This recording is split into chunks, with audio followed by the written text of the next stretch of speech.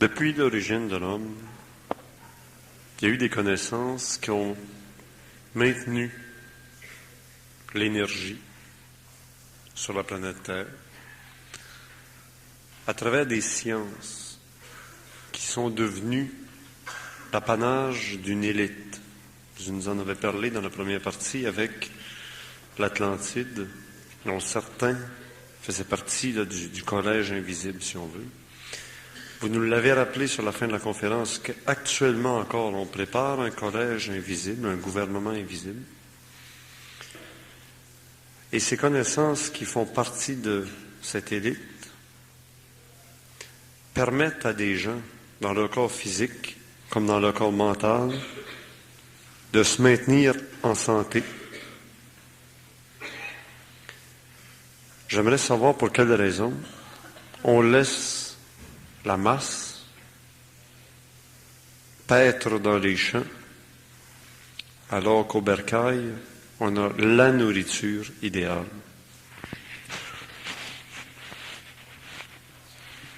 Bon. Alors, si on parle des effets ou du pouvoir de la connaissance à l'échelle de la nouvelle évolution, et si on parle des effets de la connaissance ancienne au niveau de l'évolution, les effets sont différemment à proportionner.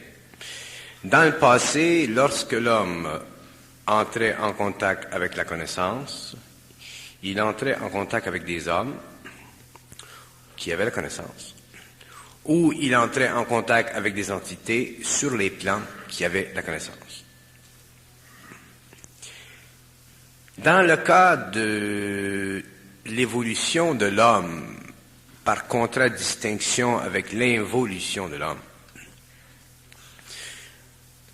le contact avec l'homme, par le biais du plan supramental, est un contact énergétique. Ce n'est pas un contact psychologique.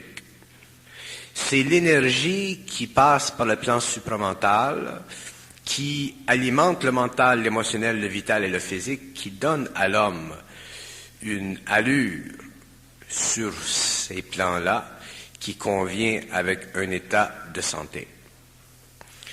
La relation entre l'homme nouveau, l'homme de demain et l'énergie de l'intelligence, ce n'est pas une relation psychologique comme dans le passé. Tellement que, dans le cas de l'homme nouveau, où l'énergie descend et filtre par le biais de ses principes inférieurs, il n'y a aucune opposition du point de vue de l'intelligence à cette énergie. Ce qui empêche les hommes, la masse, comme vous dites, ceux qui sont à l'extérieur, de recevoir cette énergie, c'est la condition même de leur état émotif et de leur état mental. Vous connaissez le vieil adage où l'on dit on peut amener un cheval à la rivière, mais on ne peut pas le forcer à boire de l'eau. Et cet adage s'applique extrêmement bien à la condition de l'homme nouveau. On peut pas forcer l'homme nouveau, l'énergie ne peut pas forcer l'homme nouveau à être reçu parce que justement, si l'énergie forçait son chemin dans l'homme, il y aurait automatiquement fusion. Et automatiquement, son corps matériel, son corps éthérique double, son corps émotionnel, son corps mental sera altéré. Alors naturellement, il ne sera plus malade. Mais dans le cas de l'homme, et ce ne sont pas tous les hommes qui peuvent vivre ce choc. Alors dans le cas de cette innombrable quantité d'humains sur la Terre, qui ne sont pas sur le plan de l'évolution, par évolution, capable de supporter ce choc dans le mental et dans l'émotif et sur les autres plans, automatiquement, l'énergie ne peut pas faire la connexion. Et comme elle ne peut pas faire la connexion, l'homme, s'il est moindrement avancé dans l'esprit de son intelligence, non pas dans l'intelligence de son esprit, mais dans l'esprit de son intelligence, il va chercher des moyens ésotériques, occultes, un peu partout répandus dans le monde, des moyens qui ont fait leurs preuves, des moyens qui sont bien manipulés par des hommes qui ont une certaine conscience et une certaine sûreté dans l'application de ces moyens, l'acupuncture et tout ce qui existe dans le monde. Alors, automatiquement, il y a des hommes qui peuvent donner à ces êtres un certain soulagement. Mais, je vais vous donner un exemple. Je connais de ma propre expérience un type, et moi je ne suis pas un homme, même si je connais où j'ai facilement accès à la compréhension des choses que les masses refusent d'accepter. Je connais très bien les conditions qui sont derrière la manipulation de l'énergie. Et je les connais tellement bien, ces conditions, que même si je suis d'accord et je prends conscience qu'il y a dans le monde des sciences de ci ou des sciences de ça, ou des sciences de ci ou des sciences de ça, qui peuvent être bénéfiques à l'homme, si j'ai un ami qui a besoin d'être traité, si vous voulez, par ces sciences, j'enverrai cet ami vers cette personne seulement si moi-même j'en ai l'intelligence suffisante. Autrement dit, il faut que moi-même je sois clarifié dans mon intelligence. Autrement dit, que l'intelligence m'informe par télépathie que tel bonhomme a suffisamment le pouvoir vibratoire pour changer une condition qui peut être karmique dans un autre ou qui peut être simplement vibratoire, qui peut être simplement le résultat d'un débalancement des corps. Alors, si moi, par télépathie, je reçois que telle personne A peut aller et traiter un ami à moi B, je vais le faire. Sinon, si je n'ai pas moi-même, personnellement, cette vérification, si je ne le sais pas par télépathie, je ne le ferai pas. Je ne dirai pas, pourquoi tu ne vas pas voir un acupuncteur ou pourquoi tu ne vas pas voir un praticien ou un autre bonhomme. Pour que je dise à un ami, va voir tel bonhomme, il faut que moi je sache que tel bonhomme a la vibration, qu'il sera supporté dans sa vibration par les intelligences qui sont sur d'autres plans et qui s'occupent du plan où lui travaille. Et à ce moment-là, je relaxe dans le fait que cet ami à moi n'est pas manipulé par des forces qui sont sur d'autres plans ou qu'il n'est pas utilisé d'une façon impropre, si vous voulez, par un individu qui peut s'avancer comme étant maître de ci ou maître de cela. Moi, il faut que je le sache de moi-même que ce bonhomme-là peut réellement aider cette personne. Mais dans le cas de la personne qui vit le contact avec l'énergie, c'est la relation énergétique avec ses corps qui permettra que cet homme-là soit soutenu dans son énergie. Alors, au niveau de la masse de ces innombrables hommes et femmes qui voudraient bien, ce n'est pas un problème de vouloir, c'est une condition de vie qui permet à ces gens-là d'être assujettis, si vous voulez, à ce choc terrible qui est le contact vibratoire entre la conscience supramentale et le mental et l'émotif de l'homme. Alors, on ne peut pas blâmer les forces de ne pas aider tous les hommes. Au contraire, si les forces pouvaient aider tous les hommes, ce serait une situation absolument merveilleuse sur le globe. D'ailleurs, ça aurait été fait depuis très longtemps. Mais les forces ne peuvent pas aider l'homme sans que l'homme lui-même ait accompli un certain acheminement au cours de l'évolution qui lui aura permis d'avoir développé un corps émotionnel, un corps mental solide, quitte ensuite à subir ce choc. Et c'est pour ça, ou c'est pourquoi, il y a sur la Terre deux cycles. Il y a le cycle de l'involution qui part du stage où l'homme a un corps éthérique, ensuite où l'homme développe le corps astral, et ensuite où l'homme développe le corps mental. Ça, c'est l'involution. C'est la descente de l'homme dans la matière. Et ensuite, il y a l'autre cycle que j'appelle l'évolution, qui coïncide avec la sortie de l'homme de ses principes et de l'utilisation par l'homme de forces qu'au cours de l'évolution il n'avait pas parce qu'il était en voie de préparation pour un jour au cours de l'évolution les recevoir. Alors ces forces ne peuvent pas pénétrer dans l'homme parce que l'homme le désire. Alors à ce moment-là, il y a sur la terre des hommes, des institutions, des groupes, des sciences qui existent, de tous les acabits qui permettent à l'homme qui a un peu la sensibilité de ces choses d'aller vers ça. Mais encore faut-il cet homme qui soit suffisamment alerte pour ne pas être truqué dans une situation qui en réalité est simplement un placebo psychologique pour son esprit. Vous avez le cas des Philippines. Moi, je sais très bien qu'il y a eu aux Philippines des cas réels et je sais très bien qu'il y a eu aux Philippines des cas monstrueux sur le plan d'honnêteté. Il y a eu des cas au Brésil, il y a eu des cas dans tous les pays du monde. Mais l'homme est un être naïf. Et quand je dis que l'homme est un être naïf, je dis que l'homme est tellement naïf qu'il n'est même pas capable de réaliser l'invisible. Ça, c'est sur le plan de la naïveté réelle. Mais il y a l'autre stage de la naïveté psychologique de l'homme, où l'homme n'est pas capable de voir à travers l'homme.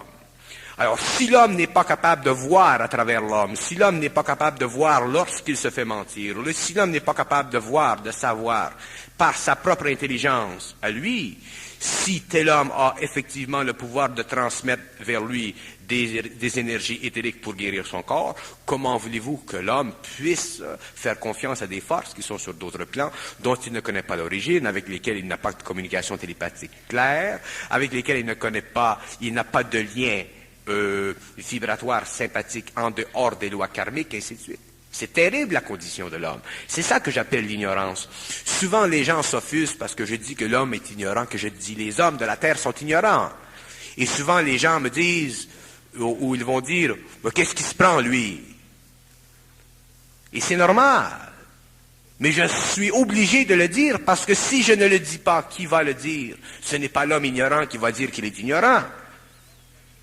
Autrement dit, je pointe vers l'homme des conditions de vie qui ne sont pas susceptibles d'être approfondies par sa raison, parce que justement, il est en dehors de ce cycle qui permet à l'homme d'aller au-delà de la raison et de comprendre l'impossible comme faisant partie du réel et de réaliser que le possible n'est qu'une manifestation plastique dans la matière des lois de cette intelligence impossible. L'impossible, ça n'existe pas. L'invisible, ça n'existe pas. Ça existe quand tu ne vois pas. Alors l'homme est dans cette condition. Autant il est difficile à l'homme de s'imaginer aujourd'hui que c'est possible de vivre sans pensée, de vivre sans mémoire. Autant il est difficile pour l'homme de s'imaginer que l'impossible est plus réel que le possible et que le possible est une manifestation, une concrétisation dans le temps de l'impossible. Alors nous n'avons pas, sur le plan matériel, une correcte vision des choses et nous ne comprenons pas parfaitement la relation entre les forces de l'intelligence qui peuvent donner à l'homme un soutien sur le plan maladif, sur le plan du corps matériel, comme sur le plan du corps émotionnel ou mental, parce que nous ne réalisons pas pour que ces forces descendent dans l'homme, il faut que lui soit ouvert à elles, mais non pas ouvert à elles par désir spirituel, mais ouvert à elles parce que elles ont créé en lui un canal. Et qu'elles ont créé ce canal parce que lui était suffisamment fort dans son roc pour absorber le choc de pénétration de la pointe de cette intelligence. Alors c'est ça la situation de l'homme. Ce n'est pas un problème de désir, ce n'est pas un problème de mise à côté, ce n'est pas que les masses mondiales sont mises à côté, c'est que les masses mondiales font partie d'une conscience mondiale qui n'est pas individualisée et individualisable. L'homme ne peut pas attendre les siècles à venir pour être bien dans sa peau, pour bien vivre sa vie. Parce que si l'homme attend les siècles à venir, il va attendre longtemps.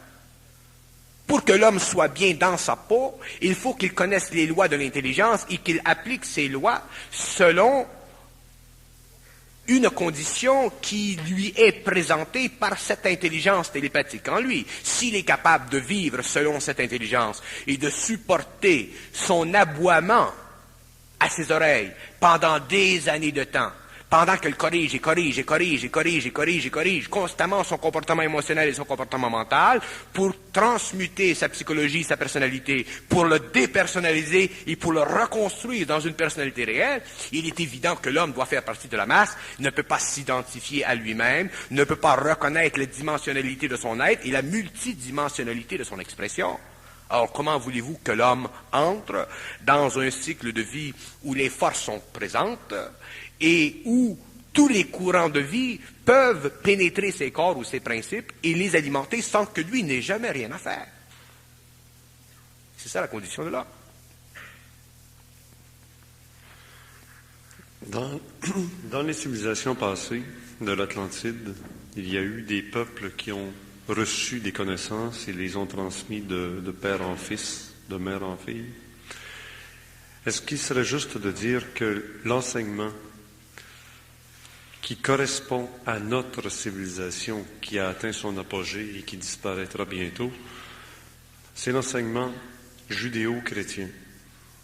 Les textes des Védas, c'est des textes qui remontent à la nuit des temps, à une autre époque où sur la Terre existait une autre énergie, ou la même énergie, mais dans un autre temps où l'homme était à la 4e race. À la 5e race, c'est l'enseignement judéo-chrétien. Est-il exact?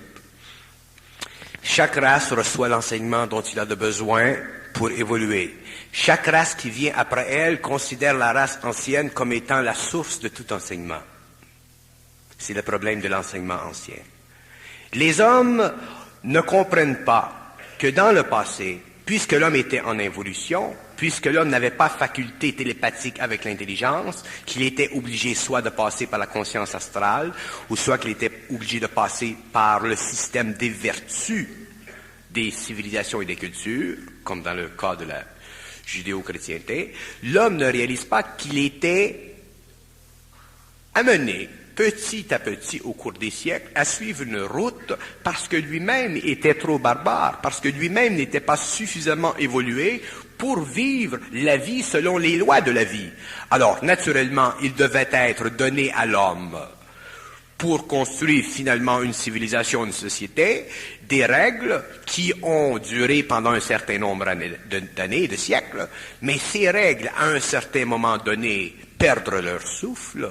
Ces règles, à un certain moment, dans toutes les civilisations, ne sont plus égales à la hauteur de l'esprit de l'homme. Elles font partie du musée historique de la pensée. Elles font partie du musée historique de l'émotion humaine. Et l'homme qui entre dans un cycle où la condition suprême de cette évolution, c'est le contact télépathique entre l'homme et des intelligences qui sont parfaites, il est normal que, vu cette nouvelle évolution, tout ce qui est venu dans le passé, qui a été nécessaire à l'homme, qui a servi à la construction de la mémoire de la civilisation que nous appelons une culture, il est normal que l'homme qui regarde ces anciennes valeurs les reconnaisse pour ce qu'elles ont fait de bon, mais puisse aussi les reconnaître pour ce qu'elles ne puissent plus leur donner.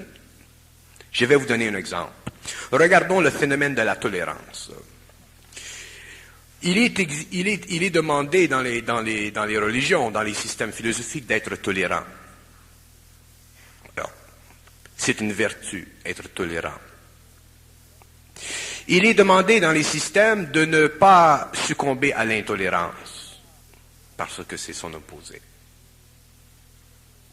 Mais les systèmes n'ont jamais étudié la vertu de l'intolérance et l'absence de vertu de la tolérance. Parce que les systèmes fonctionnaient d'une façon intellectuelle. Les systèmes ne sont pas capables de faire de synthèse. Je vous donne un exemple. Vous avez un type qui est très tolérant. De tempérament, il est tolérant. Vous lui faites une gaffe, il est tolérant. il est tolérant, il est tolérant. Les chrétiens et les martyrs ont été des êtres extrêmement tolérants. Pourquoi ils ont été tolérants? Vous allez dire pour leur foi. Moi, je vais vous dire qu'ils ont été tolérants parce qu'ils n'avaient pas suffisamment d'intelligence et de volonté pour abolir les conditions de domination qui leur étaient imposées par des brutes. Vous avez le cas opposé de l'homme qui est intolérant.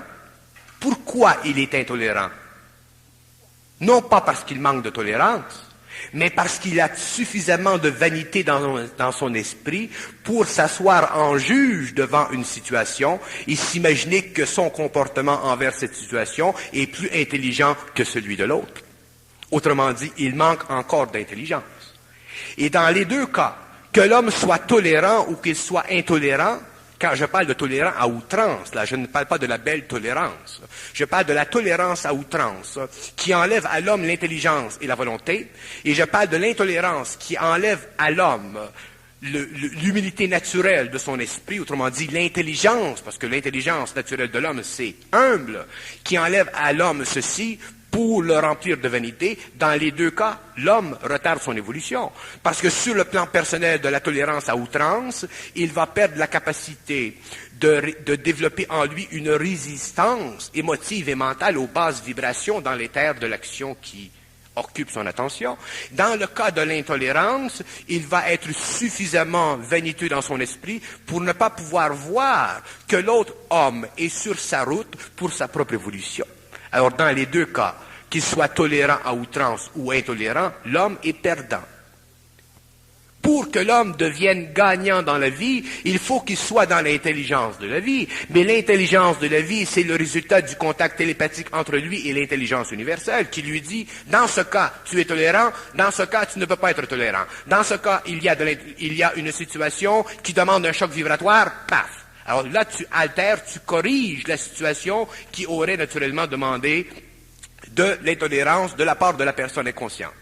Dans le cas de la tolérance, où le type serait tolérant à outrance, l'intelligence va dire, tu ne peux pas être tolérant dans ce cas-ci, parce que si tu es tolérant, tu seras dominé par l'effort et toi, tu appauvriras ta vie. Et toutes les vertus de la judéo-chrétienté sont polarisées. La charité, tout est polarisé. Moi, si je marche sur la rue et que je rencontre un pauvre type qui est manchot, je demande dans mon intelligence, est-ce que je lui donne quelque chose? On me dit non, il y en a assez pour la journée. Je continue mon chemin. Mais s'il y a quelqu'un là qui regarde Bernard de Montréal qui passe devant un manchot sans lui donner de l'argent, il va dire, il n'est pas charitable, Bernard de Montréal. Ça, c'est son problème à lui, pas moi. Tu comprends? Alors, dans toute action de l'homme, il ne doit pas y avoir de polarité. Mais c'était normal dans le passé qu'il y eut polarité parce que dans le passé, l'homme ne pouvait pas être dans son intelligence. L'homme ne pouvait pas être capable de par lui-même de voir le côté de la tolérance et le côté de l'intolérance, de voir le côté de la charité et de voir le côté de l'absence de charité. Parce qu'il aurait automatiquement souffert dans son émotion. Et tous les hommes se rappelleront que lorsqu'ils passent devant un manchot et qu'ils ne donnent pas quelque chose, ils se sentent mal. Pourquoi ils se sentent mal? Parce qu'il y a une vibration astrale dans l'émotion qui les fait vibrer et ceci crée en eux de la culpabilité. Et qu'est-ce que ça fait de la culpabilité? Ça cancérise l'homme, ça crée de l'érosion dans son mental, ça diminue son intelligence, ça diminue sa volonté. Et l'homme, lorsqu'il n'a plus de volonté et qu'il n'a plus d'intelligence, c'est à ce moment-là qu'il est assujetti aux forces astrales et qu'il perd automatiquement le pouvoir de son esprit et qu'il éventuellement devient soit extrêmement tolérant ou extrêmement intolérant. Et toutes les vertus sont ainsi. Toutes les vertus sont polarisées. Et l'homme doit faire un jour la synthèse des vertus. Il doit faire la synthèse du bien et du mal. La preuve, il y a dans certaines nations des actions qui sont considérées comme bien, dans d'autres, elles sont considérées comme mal. Dans d'autres, elles sont considérées comme mal, dans d'autres, elles sont considérées comme bien. Pourquoi? Parce qu'il y a une relativité dans la valeur des actions. Et pourtant, c'est la même action. Seule l'intelligence synthétique du supramental peut neutraliser le bien et le mal et permettre à l'individu d'agir en fonction du bien et du mal, non pas pour qu'il commette une action qui soit bien ou qui soit mal, mais qu'il commette une action qui soit intelligente, en fonction d'un bien qui doit être vécu ou d'un mal qui doit être bien compris. Et nous vivons constamment notre vie à l'intérieur d'une polarité, et ça c'est l'histoire d'une évolution, et c'est pourquoi aujourd'hui, à la fin du XXe siècle, qu'est-ce qui se produit? avec l'évolution un peu plus rapide de la psychologie moderne, les masses, les individus, les gens, les universitaires, les gens qui étudient les philosophies et ainsi de suite, qui se réveillent un peu plus, qu'est-ce qu'ils font? Ils se tournent le dos contre la tolérance à outrance et automatiquement ils deviennent intolérants parce qu'ils commettent le péché que leurs aïeuls n'ont pas pu commettre. Pourquoi? Parce qu'aujourd'hui, ils sont supportés par une sorte de fausse individualité que leurs aïeux ne pouvaient pas vivre parce qu'ils auraient été mis au cachot. Lorsque l'homme de demain, l'homme intelligent dans son intelligence, aura réorganisé son mental, aura revu ses possibilités vis-à-vis de la dualité des choses, à ce moment-là, il ne sera plus intolérant comme celui qui vient à la fin du siècle, il ne sera plus tolérant à outrance comme celui qui a marqué l'époque ancienne, il sera intelligent, il sera dans son intelligence et automatiquement ne souffrira plus dans son émotion de la qualité de son action, et c'est à partir de ce moment-là que les vertus n'existeront plus sur la terre, qu'il y aura simplement de l'intelligence créative. De la volonté. Il y a une autre attitude des gens actuellement, c'est d'être perplexe, de ne pas se prononcer, de ne pas être responsable, d'éviter les responsabilités, l'anonymat, c'est toujours l'autre et puis c'est jamais soi. Mais c'est normal, comprenez-vous? Pourquoi les gens sont perplexes? Pourquoi les gens n'osent pas avancer? Pourquoi? Parce que les gens, d'abord, ne sont pas suffisamment dans leur intelligence. Si les gens étaient 100% dans leur intelligence, ils avanceraient parce que l'intelligence, ça pousse. Bon, j'ai une question posée à Bernard de Montréal. Dans les milieux ésotériques actuellement, on entend parler de Maitreya, dit le Christ, qui se promène un peu partout sur la planète, et puis on attend un jour ou l'autre un message qui va nous dire « il est peut-être là-bas, allez voir », et puis 2 jours peut-être plus tard, on nous dira « non, il est peut-être aussi là-bas, allez y voir ». Ça me rappelle les textes ésotériques qui l'annonçaient aussi pour l'Apocalypse. Et vous nous parlez aussi d'un gouvernement invisible. Alors, Maitreya, ça c'est l'école ésotérique très ancienne, qui remonte au Veda, qui remonte à Shambhala.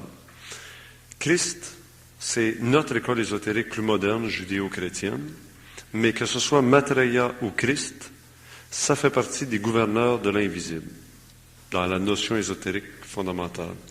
Alors on est perplexe, et Bernard qui est branché sur l'intelligence, on va être tolérant ou intolérant, et puis où est-ce qu'on va se brancher dans cette perplexité-là? Être perplexe, ça fait partie de votre condition, ça fait partie de la nature même de vos émotions et de votre mental. Que vous attendiez pour Maitreya ou que vous n'attendiez pas, ça ne va rien empêcher à l'évolution du plan. Que Maitreya soit compris par vous comme étant tel qu'il est prononcé ou tel qu'il est annoncé dans les journaux, ça fait partie de votre expérience.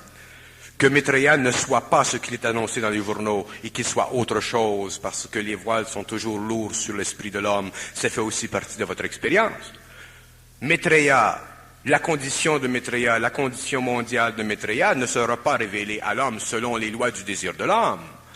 La condition de Maitreya peut être très très facilement amenée à l'homme pour le préparer sur le plan astral, sur le plan spirituel, à changer constamment de vibration. Je vous ai déjà dit que les forces invisibles, les gouvernements invisibles travaillent à différentes échelles et que les hommes, tant qu'ils ne seront pas suffisamment dans leur intelligence réelle, ne pourront pas comprendre les apports de ces lois aux conditions d'involution et d'évolution prochaine de l'homme.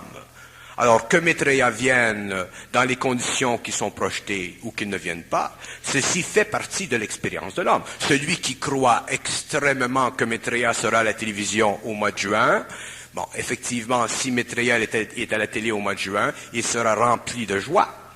Si celui qui croit que Maitreya sera à la télé au mois de juin et qu'il s'aperçoit un jour que ce n'était pas le vrai Maitreya, il sera rempli de peine.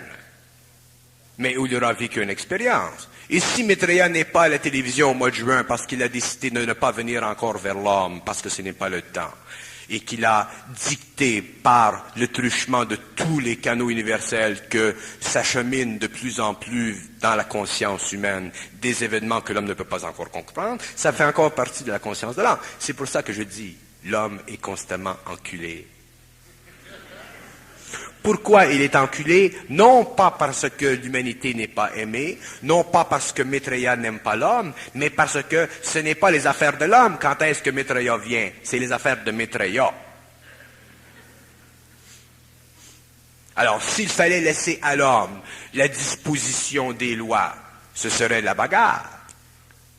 L'homme ne peut pas décider des événements cosmiques, l'homme ne peut pas décider des lois universelles, l'homme ne peut pas décider du calendrier de l'évolution. L'homme le subit, et il le subira tant qu'il ne sera pas dans son intelligence.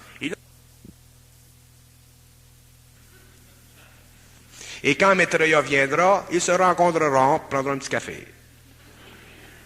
C'est ça que l'homme doit apprendre. Et tant que l'homme attend après Maitreya, il risque d'attendre longtemps, parce que Maitreya, c'est un fin joueur. Beaucoup plus que l'homme s'imagine. Beaucoup plus que l'homme s'imagine. D'ailleurs, les hommes ne savent pas qu'est-ce que ça veut dire, Maitreya. Même pas les anciens le savaient. Alors, il y a un voile sur la conscience cosmique de Maitreya, il y a un voile sur l'identité de Maitreya, il y a un voile sur la nature du corps éthérique de Maitreya, il y a un voile sur son statut universel, mondial, sur sa fonction entre l'homme et les extraterrestres. Il y a un voile. Maitreya, c'est un mot qui symboliquement altère la conscience humaine au niveau de la masse, qui crée des pulsations spirituelles dans l'individu, mais ça fait partie de l'évolution. L'homme qui est dans l'évolution, l'homme qui est dans l'intelligence universelle, n'attend pas après Maitreya. C'est une perte de temps. Lorsqu'il viendra, il viendra. Et il le sait, et il le sait, et il le sait. Et quand tu sais quelque chose, tu n'attends pas après ce que tu sais. Est-ce que ça veut dire qu'on va se tenir les bras croisés puis qu'on va attendre que les... L'homme va se faire enculer pendant des années encore, pas fini, ça commence. On va se faire regarder depuis 20 ans, 50 ans, 40 ans, 200 ans, 300 ans, 1000 ans. L'homme se fait constamment enculer, c'est la loi de la vie. Parce que l'homme n'est pas dans la vie, il est dans l'existence. Pourquoi? Parce que l'homme croit. Je l'ai déjà dit, arrêtez donc de croire. C'est une des vertus théologales, la foi. La foi, c'est une vertu théologique qui était bonne dans le temps où l'homme n'était pas capable de par lui-même être dans son intelligence. Mais lorsque l'homme est capable d'être par lui-même dans son intelligence à cause de la communication télépathique avec les plans universels, il n'y a plus besoin de croire. Il sait, c'est final. Mais ce qu'il sait ne convient pas à celui qui croit. C'est très bon que les hommes croient lorsqu'ils ont besoin de croire, mais vient un temps où l'homme n'a plus besoin de croire. Il est dépassé ce stage. Ça fait partie de l'évolution. C'était bon dans le passé, demain ce sera futile. Ben, c'est une vertu comme la tolérance. C'est pas une vertu, croire, non. C'est une faculté. C'est pas une vertu. La foi, c'est une des trois vertus théologales. La foi, l'espérance, la foi, c'est une vertu, mais croire, c'est pas une vertu. Croire, c'est une croyance. Il y a une différence entre la foi et une croyance. Ajustez vos mots. La foi, c'est une attitude de l'esprit basée sur le fondement psychologique de l'homme vis-à-vis ce qui lui a été donné au niveau de la mémoire pour remplir son émotivité de sécurité. La croyance, c'est une projection dans l'esprit de l'homme par des hommes visant à sécuriser l'homme psychologiquement pour créer des églises. Comprenez les mots? C'est important, les mots. Alors, il y en a qui disent que Maitreya et le Christ, c'est la même entité. Maitreya et le Christ fait partie de la même conscience universelle, oui. Mais il faut faire attention, parce qu'il y en a qui vont dire, bon, Maitreya c'est le Christ, mais le Christ c'est Maitreya. Mais qu'est-ce que ça veut dire, le Christ? Le Christ, c'est pas le petit bonhomme qui est venu à Nazareth. Le petit bonhomme qui était à Nazareth, le Nazaréen, c'était un homme, c'était une forme. Mais la conscience, l'esprit derrière ceci, c'est ça qui est la force. Alors, la force qui sera dans cette forme, qu'on appellera Maitreya, ce sera la même force, elle fera partie de la même domination.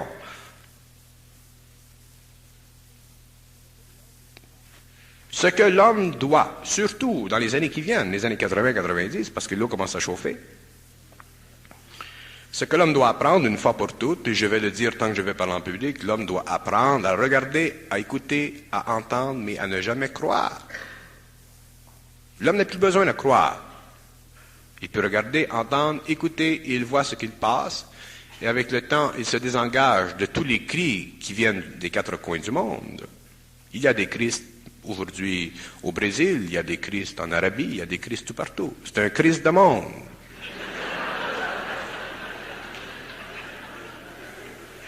Alors, quand Maitreya se fera reconnaître sur la terre, il se fera reconnaître d'une façon qui n'est pas conçue par l'homme, qui n'est pas vécue dans l'esprit de l'homme comme il le voit. Je vous assure, moi, qu'en juin, Maitreya ne sera pas sur le plan matériel, tel que l'homme le voit et tel qu'il est annoncé dans les journaux. Je vous l'assure. Mais je ne vous assure rien.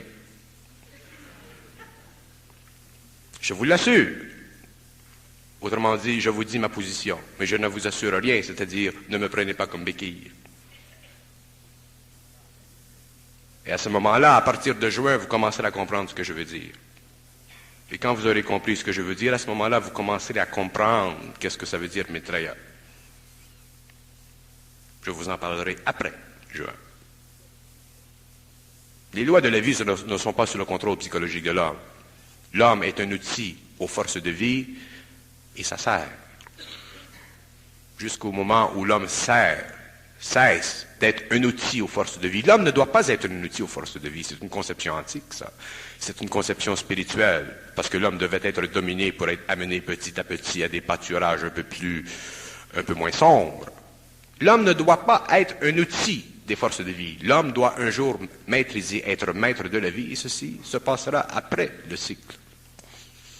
C'est fini. C'est pour ça que je dis que l'homme doit apprendre à comprendre une chose, qu'il est extrêmement important dans l'équilibre des forces universelles et qu'il devient de plus en plus important lorsqu'il commence à comprendre le trucage, le jeu d'esprit, le jeu de l'esprit sur l'esprit de l'homme. C'est à partir de ce moment-là qu'il se libère du karma, qu'il se libère de la mémoire, qu'il se libère de toutes les impressions créées dans son esprit inférieur pour se servir de lui au niveau de la civilisation et qui l'empêche de s'individualiser, de découvrir son identité, de pouvoir se servir des forces de l'âme et un jour, s'il le désire, de transmuter son corps matériel. Nous sommes à l'aube de l'intelligence. Nous sommes à l'aube de l'intelligence. À l'aube. L'intellect, ce n'est pas de l'intelligence. Ce que l'homme connaît aujourd'hui, ce n'est pas de l'intelligence. C'est le développement, c'est le perfectionnement de la mémoire. L'intellect, c'est le perfectionnement de la mémoire. Ce n'est pas de l'intelligence. L'intelligence, c'est un principe. Ça n'appartient pas à l'homme. Ça coule dans l'homme. L'intellect fait partie de l'homme. L'intelligence ne fait pas partie de l'homme. Elle est universelle. Lorsque l'homme sera dans cette intelligence, il sera cosmique. J'aimerais savoir l'opinion de Bernard sur un bonhomme qui a fait beaucoup de pièces musicales qu'on a appelées Mozart, et sa dernière composition s'est appelée effectivement la symphonie Jupiter. Et les mélomanes, les chercheurs ont essayé à savoir d'où ça y était venu l'idée d'appeler ça Jupiter. On ne l'a jamais su pourquoi Mozart, dans sa dernière composition, ça s'est intitulé la symphonie jupitérienne. Et vous nous avez parlé tantôt des forces jupitériennes qui venaient. Alors, c'est de l'intelligence qui passe par des cerveaux humains, qui se manifeste en musique, qui se manifeste en intellectuel, en scientifique, en tout ça. C'est ça, ce sont ça. C'est quoi le channel? C'est quoi le numéro de téléphone? C'est quoi le canal? C'est quoi? J'essaie d'utiliser les termes de Bernard, ça passe pas. Le channel, le canal, le tuning. Pour vraiment là, se dire, OK, on manque de phosphate dans le corps, on manque de calcium, on manque de ci ou de ça, ou ben donc, on est déséquilibré psychiquement, ça veut dire qu'avec telle notion, on va se replomber vibratoirement. On est en radio, vous nous avez déjà dit. Il faut mettre les transistors en bonne position, il faut avoir un radio de dernier cri, autant que possible, pas des radios à lampe. Autrement dit, il faut être de bonne incarnation. Ça fait partie de l'évolution. Les hommes qui sont sur la Terre aujourd'hui, qui doivent développer la conscience supramentale, ils ne peuvent pas ne pas la développer. Ça fait partie de leur évolution. Est-ce que c'est par eux ou c'est par en haut que ça va se faire le contact? Si c'est par eux ou par en haut? Le gars qui veut, ça se peut-tu? Le gars qui veut, ça fait partie du fait qu'eux autres veulent qu'ils veulent. C'est ça que j'essaie de faire comprendre. Donc ça vient toujours d'en haut pour commencer. Tout vient en haut, jusqu'à temps qu'il y ait équilibre entre le haut et le bas. L'homme, nous parlions des Atlantes et de la race indo-européenne après les rishis et aujourd'hui. Les Atlantes se servaient du corps astral pour aller parler avec les intelligences sur les autres plans. Ils revenaient le jour et travaillaient. La race indo-européenne a commencé à développer la faculté télépathique mentale, mais inconsciente. Le phénomène de pensée que nous pensons, le phénomène de pensée, l'histoire de pensée qu'on pense, C'est un phénomène télépathique avec eux. Mais c'est tellement mal ajusté que nous ne recevons pas eux, nous recevons d'autres entités sur d'autres plans. C'est ce qui brouille notre intelligence. Demain, avec l'évolution, l'homme vivra le phénomène télépathique au niveau du supramental, au lieu de le vivre au niveau du mental inférieur. La pensée humaine subjective, c'est un phénomène de télépathie, mais un phénomène de télépathie tellement incorrect, impropre, que l'intelligence pure ne passe pas. Alors vous avez ce que nous appelons l'intellect. Lorsque ceci sera réorganisé, que l'homme vivra au niveau de la conscience du contact télépathique avec le supramental, à ce moment-là, la communication sera précise. Mais ce n'est pas l'homme qui peut faire quelque chose. Ça fait partie de l'évolution de l'homme. Ceux qui sont prêts à cette évolution la vivront, cette expérience. On remarque dans l'évolution psychologique d'un enfant que lorsque l'enfant se tient dans un milieu d'adultes, parce qu'il n'y a pas de frères et de sœurs, puis qui est avec des parents, puis de la parenté qui sont adultes, que l'enfant développe très rapidement, même s'il y a encore un jeune âge, des comportements, des raisonnements, des prises de conscience que les autres ne peuvent pas développer. Ce que je veux dire, c'est que les intelligences d'en haut, s'ils voulaient, ils pourraient nous placer dans des conditions pour accélérer, sans nous nuire, pas plus que ça peut nuire à l'enfant de vivre dans un milieu d'adultes et de découvrir autour de lui. Nous bloquons constamment l'évolution des enfants. Le contact avec les intelligences se fait vers l'âge de 7 ans. Le contact normal. C'est un âge pas mal près. Et ensuite, nous déformons ce contact. Vous avez un enfant qui dit « Ah, je parle avec mon petit ami ». Le père lui donne une taloche sur la tête, lui dit « Qu'est-ce que tu déconnes ?» Ensuite, vous avez un enfant qui dit « Ah, je vois un petit quelqu'un là au plafond là. » Là, la mère qui lui donne une tape sur les fesses. Alors, qu'est-ce que vous voulez? Après 2 ans, 3 ans, 4 ans, 5 ans, avec l'éducation, et ainsi de suite, l'enfant s'oriente psychologiquement en fonction de ce qu'il apprend sur le plan symbolique, et il perd conscience de ceci.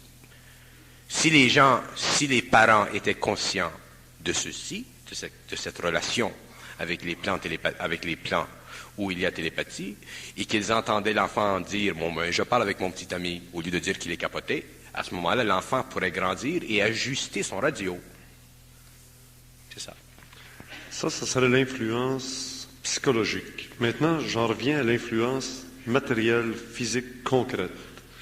Dans l'acupuncture, on connaît des méridiens, on connaît les techniques qui rétablissent les champs d'énergie du corps physique. Autrement dit, le radio, on le tune.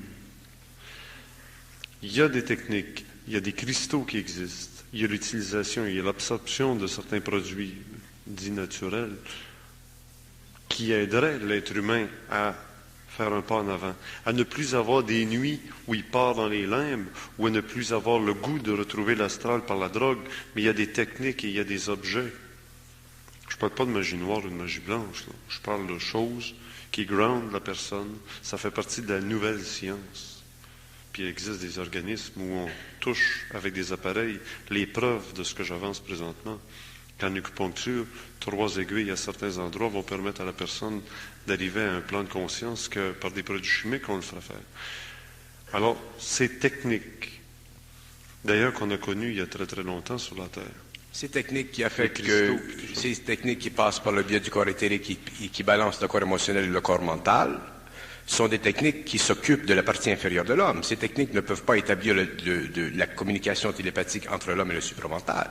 Le supramental, la conscience supramentale, c'est un champ de force créé par les intelligences en transmutant la nature du corps émotionnel et du corps mental inférieur de l'homme.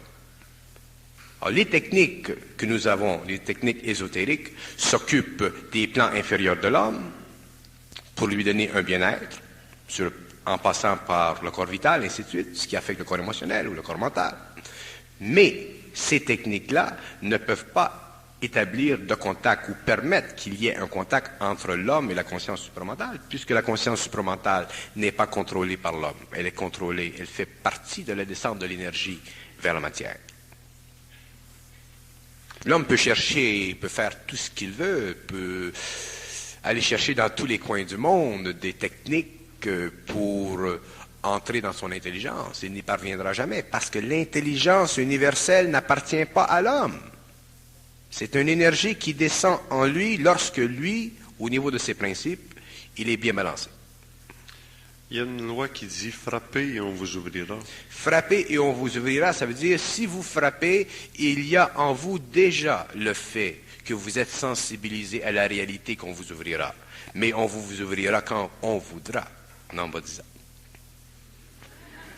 Non, mais à un moment donné, à force de frapper, on peut Ah tellement ouais, vous agacer. pouvez frapper pendant 1 vie, 2 vies, 3 vies, 4 vies, mais on vous ouvrira quand on voudra, quand vous serez prête. Les grands sages qui arrivent à l'illumination ont souvent suivi des techniques pendant de Les nombreuses sages années. qui sont arrivés à l'illumination, les sages qui sont arrivés à l'illumination sont des hommes qui n'ont pas fini leur évolution et qui doivent encore apprendre par l'expérience. L'illumination, le samadhi hindou, les états de conscience hindous où l'homme visionne la lumière, ce sont des états astro supérieurs. Et l'homme réalisera un jour que la lumière est une illusion. Et lorsqu'il réalisera que la lumière est une illusion, il verra que les intelligences créent de la lumière pour empêcher l'homme de passer du plan astral au plan mental supérieur. C'est encore un jeu. Jésus, pour devenir Christ, a passé 40 jours dans le désert. Encore une technique, le jeûne et se retirer. Moi, ce que je vais arriver à dire tout simplement à Bernard, puis vous voudrez l'entendre dire de Bernard, s'il veut bien le dire, c'est que c'est à la portée de tous, puis il faut frapper pour qu'on se fasse ouvrir. Tous les gens frappent. Il y en a qui se frappent tellement qu'ils ont un point bleu. L'homme se frappe depuis des siècles. Qu'est-ce que vous voulez que je vous dise? Vous essayez de me faire dire que si l'homme Si on assiste à fait du jogging spirituel au bout, il va arriver à la conscience supramentale. Et moi, je vous dis que non, parce que c'est impossible, parce que la conscience supramentale est... Bon, je vais retrancher, moi, ce que je dis là, et je vais prendre un homme qui est connu dans le monde, de par ses travaux, et que je considère correct dans sa façon de voir un aspect des choses. Prenons Aurobindo. Aurobindo, quand il a parlé du yoga intégral, qu'est-ce qu'il a dit? Ce n'est pas à l'homme de développer par en bas le pouvoir du Kundalini. C'est à l'énergie d'ouvrir les centres de l'homme. Il avait entièrement raison. Et c'est lui qui a prophétisé sur la descente de la conscience supramentale sur la Terre. Et en ce qui concerne tout le reste, tout le panoplie extraordinaire des expériences humaines, tout ceci fait partie de la condition subjective de l'homme spirituel qui cherche et qui frappe à la porte et qui en a les points bleus. Et un jour, lorsque le temps sera venu, quand ce sera le temps, son temps à lui, à ce moment-là, l'homme, la connexion se fera. Mais l'homme se sera tellement meurtri les points qu'il aura sensibilisé ses corps, et à ce moment-là, l'énergie pourra passer. Alors, la fonction de se rendre les points bleus, c'est quoi? C'est de se préparer vibratoirement à l'énergie. Mais l'énergie, elle descend dans son temps. L'homme ne peut pas forcer les ajusteurs de pensée à entrer dans son intelligence sur le plan télépathique. C'est impossible, parce que ces forces-là ne peuvent pas être conditionnées par l'ego de l'homme, parce que l'homme découvrira un jour que son ego est un aspect télépathique de l'intelligence universelle, non ajusté, de sorte que l'intelligence qu'il vit sur le plan humain est constamment en rejet de la perfection de cette intelligence. L'homme refuse, rejette, non pas parce qu'il veut le rejeter, mais vibratoirement, l'homme rejette constamment l'énergie, la vibration de cette intelligence qui veut passer en lui. Ça, c'est l'histoire de l'homme. C'est l'histoire de l'homme. La preuve, il y a eu des initiations. Vous savez un peu qu'est-ce que c'est des initiations. Vous avez lu des livres. Quels sont les hommes qui sont prêts à passer une initiation astrale durant la période égyptienne, durant la période babylonienne?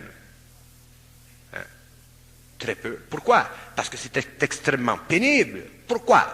Parce que ça forçait l'individu à faire face à la mort psychologique de son esprit, pour retrouver la vie sur un autre plan. Et ça, c'est en vertu des initiations qui ont été données à l'homme par des hommes.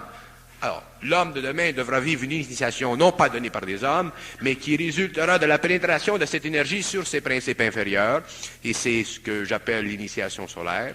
Et lorsque l'homme vit cette initiation solaire, il ne peut plus retourner en arrière, il ne peut plus l'arrêter, cette initiation, il ne peut plus se couper d'elle, parce que c'est le temps que la porte s'ouvre. C'est comme ça. Alors, en attendant, vous pouvez me harceler tant que vous voulez pour que je vous dise que manger des bines jaunes, ça aide telle chose, et manger des raisins et du yoga en même temps, ça fait telle chose. Mais qu'est-ce que vous voulez que je vous dise? Je vous dis que ça fait partie de la recherche de l'homme, ça fait partie de son expérience, ça le prépare émotivement et mentalement à réaliser qu'il y a quelque chose en dehors de son ego, en dehors de son point de vue, et que tout ceci est simplement mis en lui pour l'amener sur le plan vibratoire de son émotionnel et de son mental à être réceptif à des énergies qui sont autres, mais dont lui ne connaît pas le but, le temps ni la raison, et qu'il connaîtra le but, le temps et la raison lorsque ça se fera. Et lorsque ça se fera, il sera trop tard pour cet homme d'appartenir à la 5e race. Il sera obligé d'être et d'emboîter le pas avec ceux qui sont déjà dans la 6e. Mais mon approche était de dire, il faut prendre les moyens pour avoir la réponse. Il faut avoir le Je sympathise avec vous. Parce Je que sympathise avec l'idée de prendre des moyens, je sympathise avec l'idée, je suis content que vous preniez les moyens, je suis content que tous les hommes de la Terre prennent tous les moyens, je suis content que tous les hommes de la Terre attendent après Maitreya, je suis content. C'est fantastique que tous les gens prennent les moyens. Mais je vous dis que lorsque le temps sera venu pour l'homme, ça se fera d'une façon individuelle. Un homme, et non une collectivité.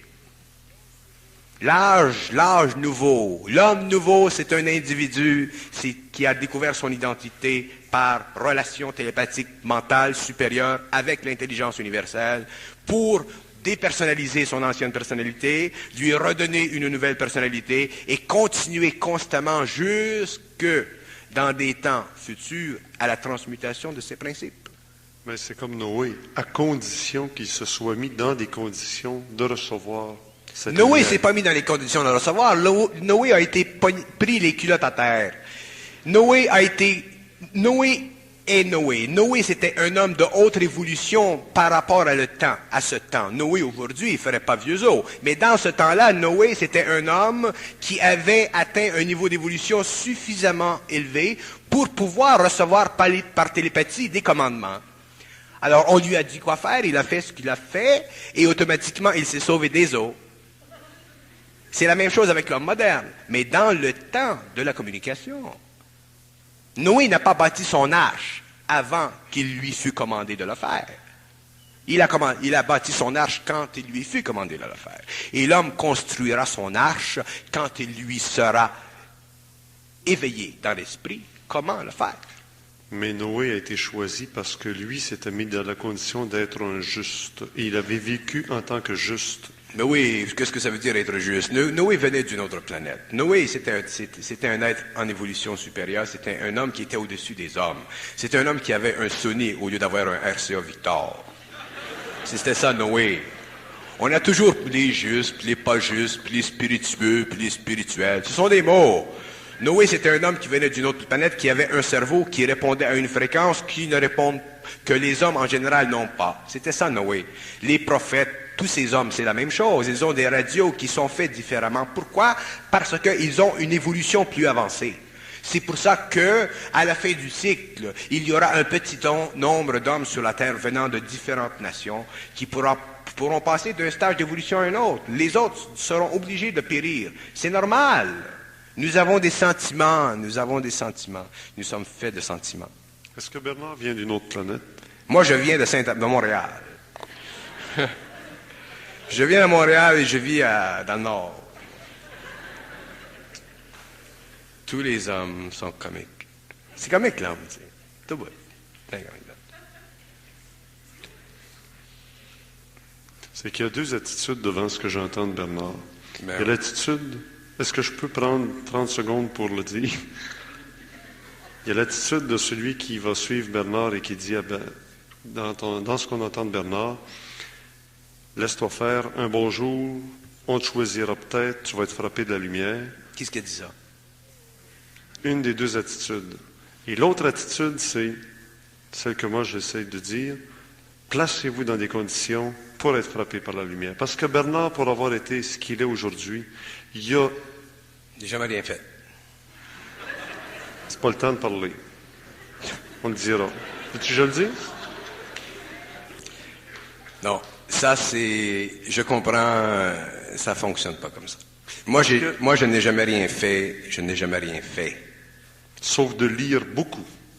Oh, mais je suis allé à l'école comme tout le monde, c'est normal, il faut aller à Il travaille l'école. dans des librairies. Et avoir même une librairie. Oui, oui. Un gars qui a tout lu tous les livres qu'il avait écrits sur l'ésotérisme et qui connaissait tous les auteurs et tous les contenus de livres ésotériques ne pouvait pas passer à côté de l'information essentielle et d'être dans des conditions pour être branché un jour sur la lumière. Non, Et tout le monde peut le faire. J'ai C'est pas un phénomène. commencé à m'intéresser à l'ésotérisme après. J'ai commencé à m'intéresser à l'ésotérisme.